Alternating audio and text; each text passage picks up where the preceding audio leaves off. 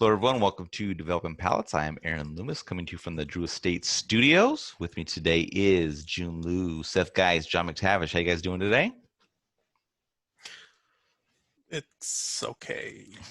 I'm doing better than June, I think. I'm up here in the Great White North Studios, and it's been hotter than, all get out, and I'm getting a little taste of what could potentially be coming down the road, which is, it dropped 23 degrees in about 3 hours. So we'll see how this plays out.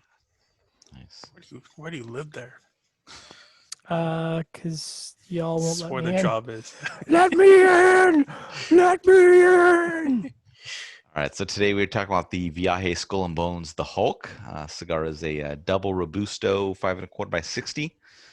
Comes out of the Tabsa factory in Nicaragua. Wrapper binder filler, all it says Nicaraguan. Blended by Andre Farkas. Price point is $14, and the cigar was released in April of 2020. So with all that out of the way, June, what was your overall experience like with this cigar? Overall, similar to how I felt with the Bruce Banner. I thought this was overall average. I mean, I'm not sure if we're supposed to play into this, but I figure Bruce Banner versus the Hulk.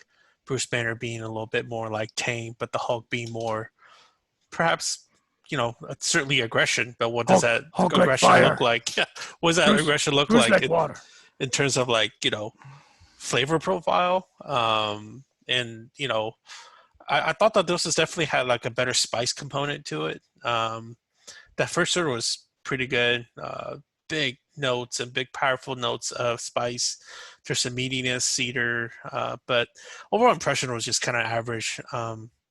Lacked, just like the Bruce Banner, lacked a lot of depth. I had ridiculous burn issues with mine. I basically had to just hold the lighter and keep lighting the fucking thing, which is incredibly annoying, and which no cigars these days should really lack from. So it should be plagued by. So average, yeah. This I'm not doing very well with Viaje this year so far. Hey, Seth, what were your thoughts? I mean, listen, I was really disappointed in it. I mean, I guess we could go after it being, called the Hulk and the other one, Bruce Banner. I don't think this even smoked like a Hulk. Viaje's lost their way on their travels, man. That's not just a play on words. So it's just the cigar lacked complexity, lacked a good flavor profile. There was no transitioning, no depth. It was just pretty poor, man. Bad cigar. All right, John, what were your overall thoughts? Well, at the risk of standing out on the island by myself, I actually thought this is a good cigar. It was definitely for me better than the Bruce Banner. Like June was saying, that first third has a lot of intensity. There's a lot of medium full spices, breadiness. Sort of like a really spicy, desserty kind of combination. And I did get some of that in the second third, which is why I rated the second third as good. There was, some tannins, but also there was some bread and coffee notes and stuff that raised the complexity just enough for me to get it up in the good category. The last third was definitely average, just sort of very paint by numbers. And like June said, my goodness, on a $14 cigar, you have burn issues like this. Come on, man. Somebody is not visiting the factory enough.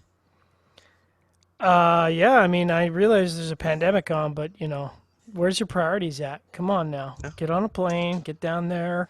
I'm just kidding. Don't do that.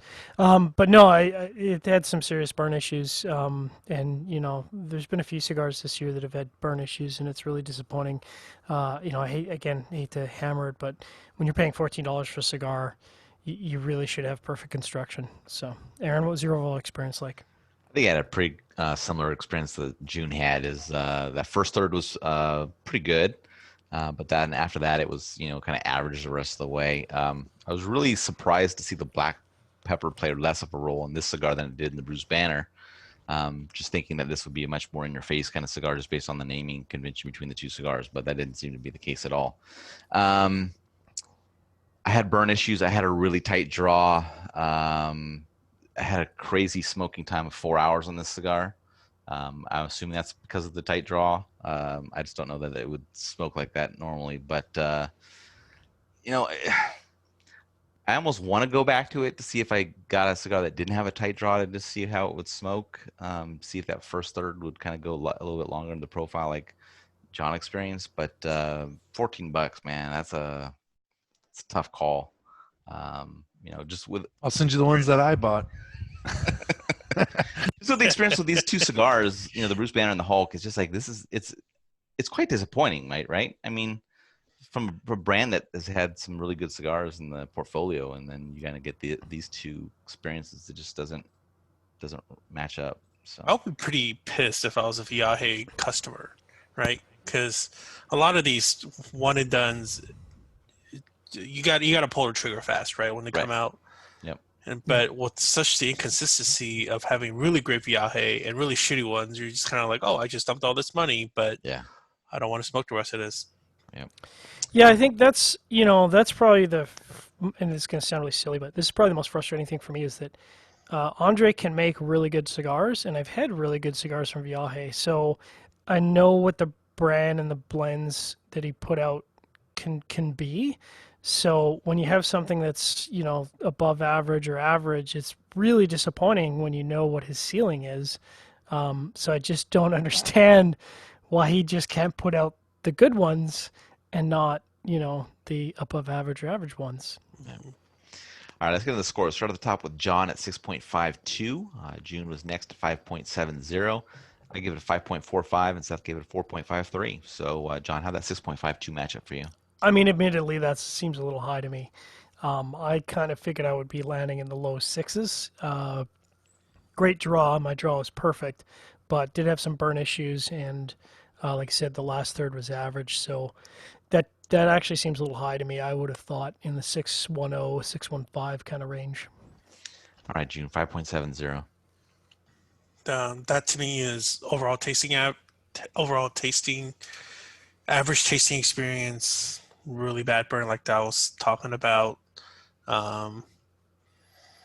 It's disappointing, honestly. So Yeah, my 5.45 matches up well. I mean, it was a slightly above average flavor profile, but the construction just was a bit of a drag on it.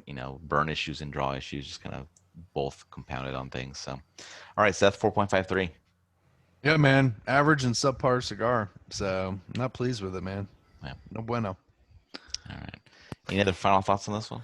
Yeah, we were looking for the Marvel Hulk, and we got the Ang Lee Hulk. So here we go. Try again. All right, if you're catching this video on YouTube, be sure to subscribe to us. We'll also check out the full written review on the website, developingpalates.com. Follow us on all the social media channels, and you can catch all of our review recaps on podcasts, iTunes, Google Play, and Podbean. Thank you for tuning in. We will catch you on the next one. Hulk strongest of all!